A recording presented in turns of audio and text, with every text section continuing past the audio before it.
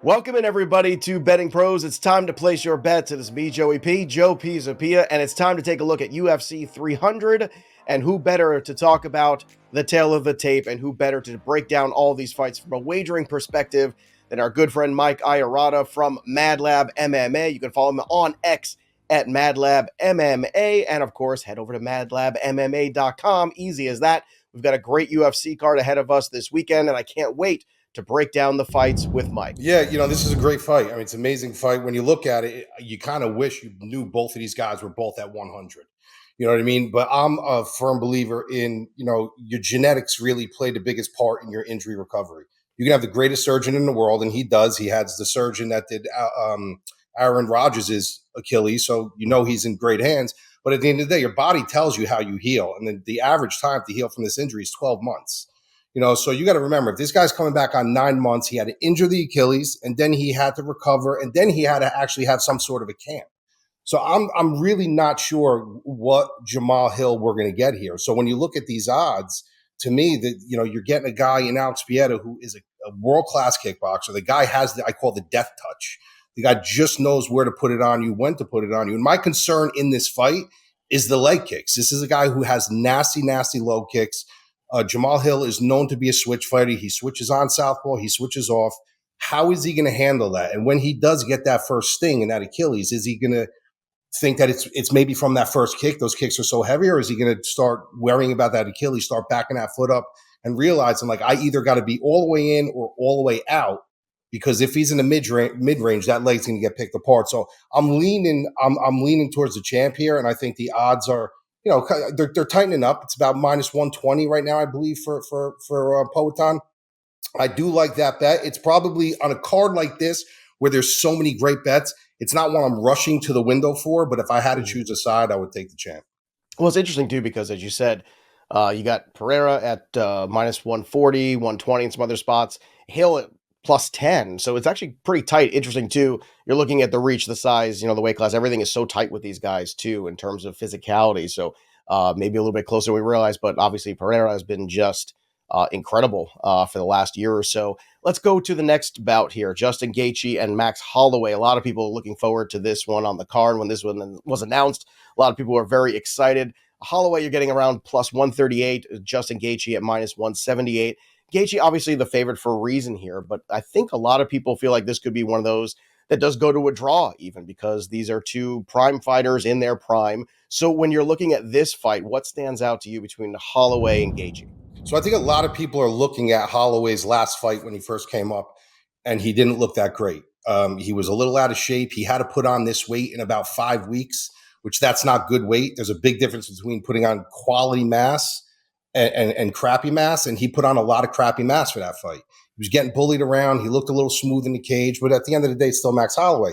He did it all the right way this time. He was in a weight room. He put on good size. If you see him with his shirt off and you see him in camp, you can see he put on that quality size, that quality muscle. The thing that I look at this, when you look at Justin Gaethje, when you look at his overall body work in the UFC, I think the most significant strikes he's thrown in a fight is about 149 to 159. It's like around in that range. You got a guy in Holloway who he has no lactic acid buildup. I'm a firm believer this guy has zero lactic acid in his body. He's been in fights where he's thrown 290, over 300. Against Calvin Kattar, he threw over 400, and he just doesn't get tired. So to me, this is a two-sided fight here. As far as one side, Justin Gaethje has to get this done, I think, early within the first couple rounds. I think the leg kicks, I think he could try to be the weight bully in there, and that could work for him. But the longer this fight goes, I think Max starts losing him in translation. I think the volume starts playing a big part, and I think Max can kind of run away with the fight late. How do you pass up Max Holloway on plus money? It's very, very hard for me to do. So that's definitely a bet that I'm looking to stab. All right, so you're comfortable there with the plus money on Holloway. Let's go to another one. Charles Oliveira against Arman Tsarukyan. Now, Tsarukyan, the favorite here, minus 230. You get Oliveira around plus 175 in a lot of markets here. So my question to you is, Oliveira, a very dangerous guy, a guy that has not been submitted once or even had a submission on him so far in his UFC career, which is kind of stunning to think about. How does that play a part here in these two styles when these two guys face off? This is crazy, this fight, because when I first saw these lines, I thought they were absolutely maniacal. I was like, this is absolutely crazy. Then when you go back and you start watching film, it started to make sense a little to me why, like, maybe you shouldn't look at that line as so much value. There's value there. Absolutely. This is a guy that comes back from the depths of hell and he will grab your neck, grab a limb, and finish you. But if you look at his film, the reason why all this happens is because you have to finish him 2 times. The problem with a lot of these fighters when they go in and they fight Charles Oliveira is when they knock him down, which he can be chinny, you can put him down in the first round, they are totally afraid to jump into his guard. Because if they jump into his guard and try to finish him, there's a chance he could snatch up your neck, take your back, and take a limb. So ultimately, you're kind of calling him back up to defeated again. You're giving him another breath of life. So technically, you got to beat him 2 times. A kid like Arman Tsarukyan's not afraid to jump into his guard. He's got very good wrestling. He showed that with Islam Makhachev on his debut. He's very wiry on the ground. He's got good top pressure. So if he does clip Charles, which is very plausible to happen, he will have no problems with jumping in his guard and finishing him. The problem is he is a young kid, and if he does make one mistake, if you make one mistake against Charles Oliveira, he's going to find a way to snatch up a limb and finish the fight. So this is a fight ultimately for me, I'm probably from a straight wager going to stay away from. I'm going to pick Tsarukyan. I'm going to pick the younger kid in this fight, but there is value on some of these prop bets. I mean, if you're a believer in Charles Oliveira's ground game, which everybody is, he's one of the greatest to ever do it on the ground, you can get him at plus 500 at submission, which is a very realistic line. And you can also get him at plus 850 for a first round submission, which is a very realistic line. That's usually how he gets it done. So I'm leaning on the Tsarukyan side, but there's a lot of value on multitude of bets for Charles Oliveira here. Well, it seems like, with the heavy juice going on the one side with Tsarukyan, it might be better to kind of hedge on the other side of it too. Yeah, because let me tell you something. That line, there's still value on Tsarukyan on that line. That line is not a blown out line. I could see him making this look fairly easy if he gets what he wants. But there's that gate of make one mistake and pay. Now the women's match here, 2 fighters from China, which is history in the making. Yan Xiaonan and Zhang Weili are going to be squaring off against each other. So when you look at the straw weight bout, which stands out to you? Obviously, this was a match some people were saying was not big enough for UFC 300. Some people are arguing that. Others are on the other side of this saying that it's very much a fight that a lot of people do want to see. So what do you take out of the strawweight match? I think they're looking at like the Battle of China. You got two really tough girls. One of them, is obviously where she is now, and another one's trying to get where Zhang Weili is. But when you look at this fight, I think the line is right. I really, really do. I think a lot of people are mishapping that there are good fighters and there are special fighters. And Yan Xiaonan is a good fighter, but Weili's a special fighter. So, I don't think she's going to have a problem here. I do think that line is correct.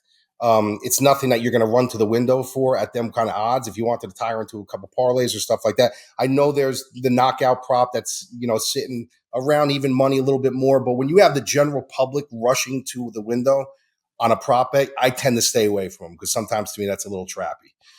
So it's a fight probably I'm going to stay away from in totality, but I do think the line is right. Yeah, Weili actually minus 500 right now is a favorite to win that fight. But as you were pointing out, there's a lot of different ways you can approach this. When you look at the undercard too, some of these other fights that are going on, I know Bo Nicola's on there. You've got some other, matches on here that are very appealing. Is there one that stands out to you where there's a wagering opportunity, whether it be in a knockout, a submission, a draw, something to that effect, or just an outright upset potentially that you see on this board that has your interest? Or are you really just paying attention to these main focus fights that we just talked about? You know what the crazy thing is? If you look at the first fight of the night, Figueiredo and Garbrandt, that's a main event at the Apex Center. Like all these fights are main card fights, But I'll tell you 2 props that are interesting to me. One of them, and I'm not expecting him to win this fight in any way, shape, or form.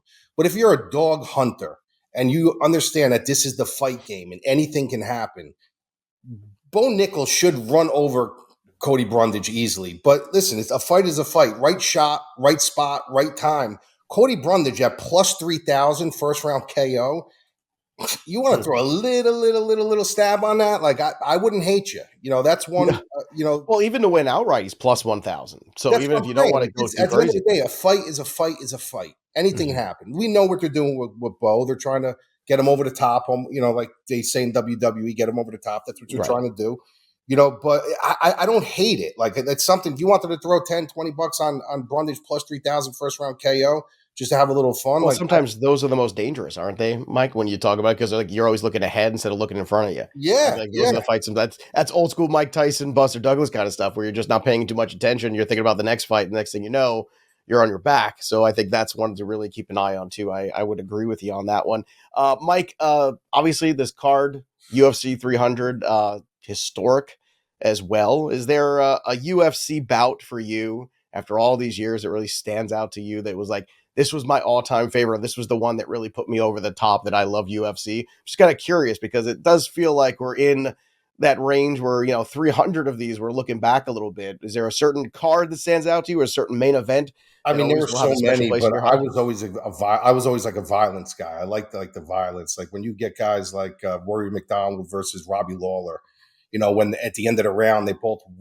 walk full of blood, walking towards each other. They both spit on the cage and walk back to the corner. Like there's just so many fights. I mean, Diego Sanchez back in the day with some of his wars with like Clay Guida and stuff like that. Like just this is a card that you can have one of those moments. That's what I'm hoping for. I'm hoping we have one of these moments on this card where we talk about it 10 years from now. Do you remember UFC 300? Listen, we all know that sometimes when these cards get made, we're like, there's no way that this card's going to, be what it's supposed to be. But look at UFC 299. I mean, Mhm. how do you beat that? I don't know if you watched that card, but I did, yeah. that was one of the best cards I've seen in a decade. Like, you know what I mean? So I'm hoping we get something like this, out of this. Maybe a major upset, maybe a Holly Holm, shattering, the crowd again with an upset over someone like Kayla Harrison. You never know. Like anything can happen. All right, there you have it, everybody. There's the breakdown of UFC 300. Don't forget to download the Betting Pros app and find the best odds on the planet wherever you are wagering. Sync your sports books today and get wagering on UFC 300. Put all this great knowledge to use and enjoy the fights. That'll do it for me, Joey P. We'll see you next time, kids.